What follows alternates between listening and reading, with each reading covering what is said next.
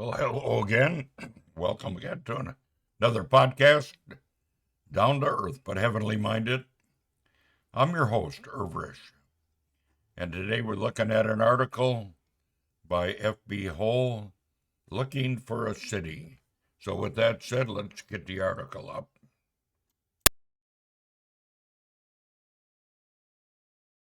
He looked for a city. F. B. Hull.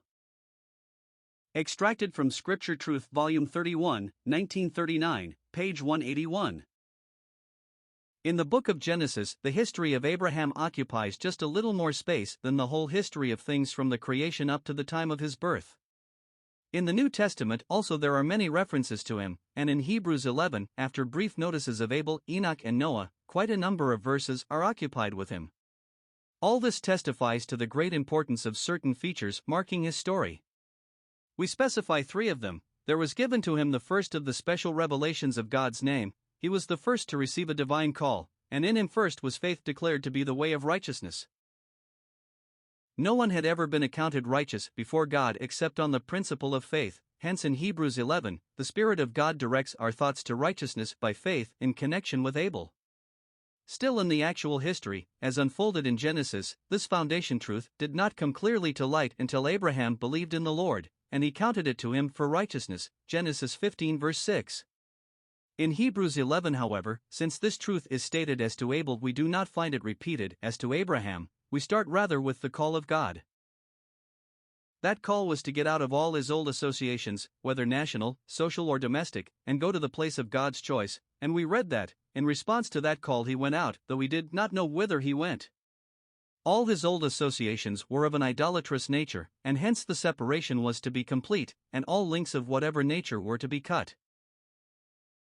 We must not imagine that because Ur of the Chaldees was a city of idolatries it was therefore uncivilized and barbarous, nor must we suppose that he was called to a life of greater elegance and superior amenities. The exact reverse would be the case.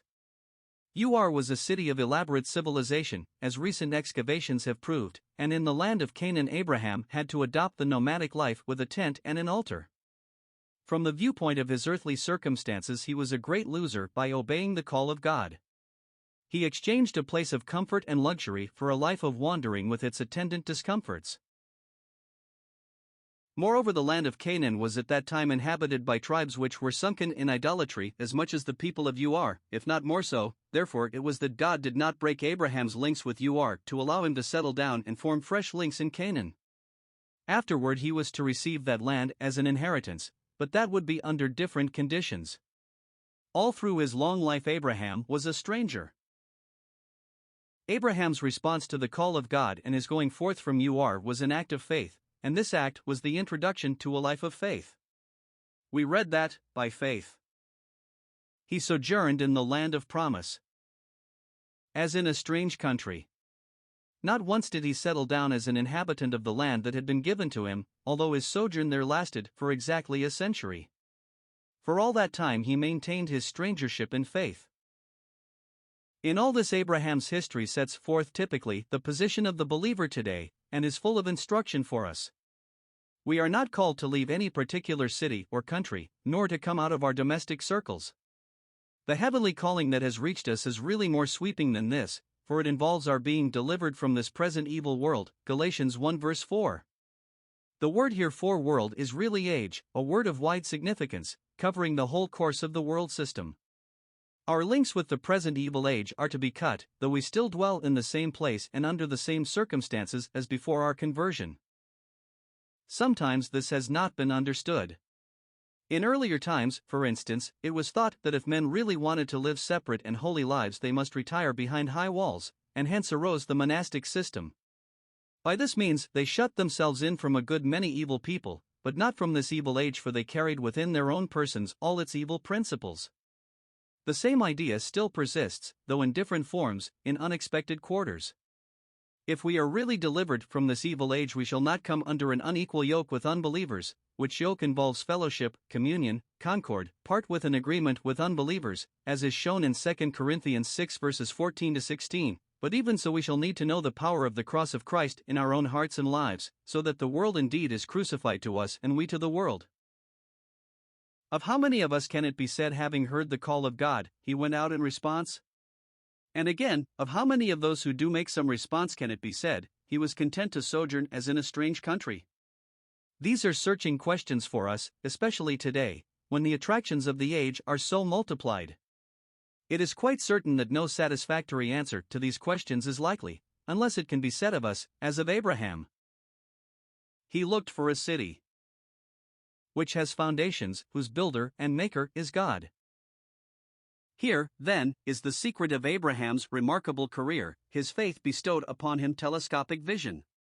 The astronomer sweeps the heavens with his telescope, and into his field of vision there swim 10,000 stars, never yet seen by the naked eye. So faith enabled Abraham to see the city that was altogether unperceived by those in whom faith was not. He discovered that God had something better and more stable for him, and the bright anticipation of this delivered him from the attractions of both Ur and Canaan. There is no record either here or in Genesis as to how the knowledge of that heavenly city reached him. He could not have discovered it of himself. Some word from God must have come to him, and that word he received in faith. What is made quite plain in Genesis is that he lived in an age when men were very busy building cities. The flood had occurred only a few centuries before, and the building of Babel and its tower was still closer to his time. The opening paragraph of Genesis 11 covers verses 1 to 9, and the opening paragraph of chapter 12 verses 1 to 8, and there seems to be a design contrast between them. In building the city and the tower, men aimed at creating for themselves a center of influence and strength, and thus making to themselves a name. It was self-exaltation, only of a collective sort rather than individual, for they had conceived the idea of cooperation, whereby things quite impossible to the mere individual could be achieved. Their cry was, "Come on, let us make. Come on, let us build." New trans.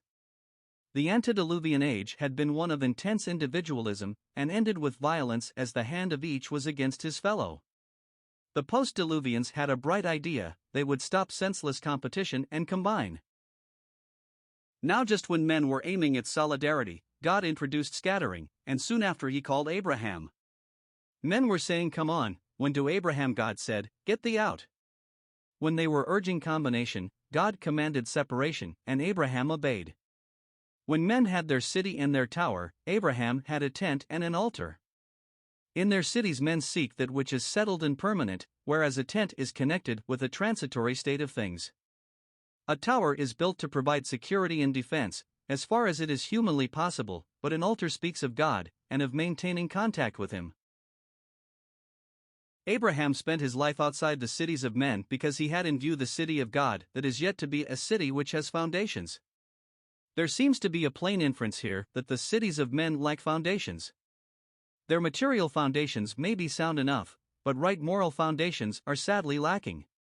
Unless righteousness and love lie at their base, neither endurance nor permanency can mark them, and sooner or later they decay, or are swept away by convulsions from within or without. Abraham saw by faith that God would ultimately introduce a city and a polity which would be based upon righteousness and love, and he was content to wait for that. That abiding order will never be brought about by human endeavor. No one but God can be its builder and maker. As the fountainhead of love and righteousness, he will lay its foundations and construct it, and with that in view we may well be content to be sojourners in the present order of things. Yet we turn aside to interfere with the arrangements of men's cities in the hope of improving things, we shall commit a double folly. We shall court failure by attempting to accomplish something that God has not told us to do. We shall fail to do that to which God has called us. Our business is to live as those who are delivered from this present evil age, while proclaiming the message of grace by which others may be called out, even as we have been ourselves. Thus it will be clearly seen that we belong to the noble band of those that declare plainly that they seek a country. The record in Hebrews 11 does not hide from us that the old land of Mesopotamia had attractions which might well have exerted a powerful pull upon Abraham. If he had allowed his mind to continually dwell upon the old spot from whence he had come, its fascination might have grown upon him. Then his heart would have turned in that direction, and soon his feet might have followed his heart, for easily he might have had opportunity to have returned. The record in Genesis shows us that he steadfastly set his face against any such return, either for himself or for his son. His word as to Isaac was, "Beware thou that thou bring not my son thither again," Genesis 24 verse 6. the same thing exactly is true for us. Nothing is easier than to be like Demas, who forsook Paul, having loved the present age. 2 Timothy 4 verse 10 New Trans. The word evil is omitted here, you notice. As a Christian, Demas would not love evil, but he loved the age and desired to get more fully into touch with it. But, whether for Demas or ourselves, this means that we go back to that out of which we have been called by the gospel, and if we have any inclination in that direction, we may be sure that the devil will see to it that we get plenty of opportunities to return. There was no lack of occasions when Abraham might conveniently have slipped back, and so it is with us. These occasions often come with special force in middle life. Worldly associations, that one turned from in the early days after conversion, may be returned to under pressure from one's children. It is noteworthy that the warning against the world, in 1 John 2, is given to the young men, and not to the little children or the fathers, given, that is, to those who represent the middle stage of Christian growth and experience. Let us all take home the warning. Abraham and others were preserved in the way of faith and pilgrimage, because they had set their hearts on something better than all that they had left. They desired a better country, that is, and heavenly. This is indeed a remarkable statement, for, as far as Genesis is concerned, the record is that God called him to a place on earth. It was to a land that I will show thee, Genesis 12 verse 1. And again, when in the land he said, I am the Lord that brought thee out of Ur of the Chaldees, to give thee this land to inherit it, Genesis 15 verse 7. As far as God's public dealings were concerned, the call that reached Abraham was earthly, yet he became aware that God had heavenly things in reserve, and on those things he set his heart. If these things were so with Abraham, how much more should they be with us, seeing that the heavenly things have now been revealed, and we are amongst those holy brethren who are partakers of the heavenly calling, Hebrews 3 verse 1. That which was once only a private revelation has become public, and the very gospel that we have believed has set a heavenly country before us, and has bidden us to wait for God's Son from heaven. We know that we are called to heaven, but do we desire it, as did these patriarchs of old? Here, alas, is the weak spot with so many of us. The present age, in spite of its evils, is marvelously attractive, and we are seduced by it, instead of setting our affection upon things above. Setting our mind on the things on the earth, we come to desire them instead of desiring the heavenly country. Abraham will not be disappointed when the coming age arrives, for God has prepared for him a city. He and the other Old Testament worthies who died in faith will enjoy a heavenly portion. Their seat and citizenship will be in the heavens, though they will not participate in certain things which are special to the church. The last verse of Hebrews 11 makes it plain that they will reach perfection in glory when the church does so, and not before. The same verse shows that there is a distinction to be observed between the Old Testament believers and us, who are the church, and that God has in store for the church some better thing than is provided for them, most wonderful as their portion is to be. When Abraham reaches his full portion in the bright millennial age, he will be raised in a body of glory to enjoy his heavenly citizenship. He will have reached the city that he looked for and the heavenly country that he desired. We sometimes sing the verse of a hymn, which says, yes, in that light unstained, our stainless souls shall live. But perhaps he, more truly than ourselves, could take up the language of the third and fourth lines, and say, our heart's deep longings more than gained, when God his rest shall give. Our heart's longings for the heavenly country are often painfully shallow, if the trend of our lives is any true index to the desires of our hearts. Let us be concerned about this matter. The prepared city lies in the future, but there is also a remarkable statement made as to the present, wherefore God is not ashamed to be called their God. He is spoken of very frequently as the God of Abraham, and he was content to be designated in this way.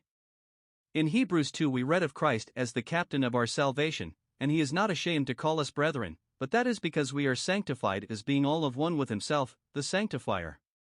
All that we are, as the fruit of God's own workmanship, and he cannot be ashamed of that which is his own work. In Abraham's case, however, the statement is made in connection with his responsibility. Wherefore, we read, wherefore God is not ashamed. And when we turn to the context to discover what is referred to, we find the references to the faith which led Abraham and others to the pilgrim life, with their desires set on the heavenly city that was yet to come. They yielded present and earthly things in view of the coming things of heaven. God is not ashamed to be known as the God of such men as these. In the New Testament, we find Paul claiming God in somewhat similar fashion. He says to the Philippians, "My God shall supply all your need." Yes, he was the God of Paul, and we are sure he is not ashamed of that designation. But, the God of Demas? Never. Of that he would be ashamed, we are sure. How do matters stand with us? Of how many of us would God be ashamed if he were spoken of as our God? These are searching questions. God has indeed provided some better thing for us, that is the fruit of his sovereign choice and action. Then comes the question of our responsibility to answer to the grace conferred. How well Abraham responded in faith to the lesser grace bestowed upon him. How poorly do we respond to the greater grace bestowed upon us. Let us bestir ourselves lest in days to come we have to discover that God was ashamed of us, though he was not ashamed of Abraham.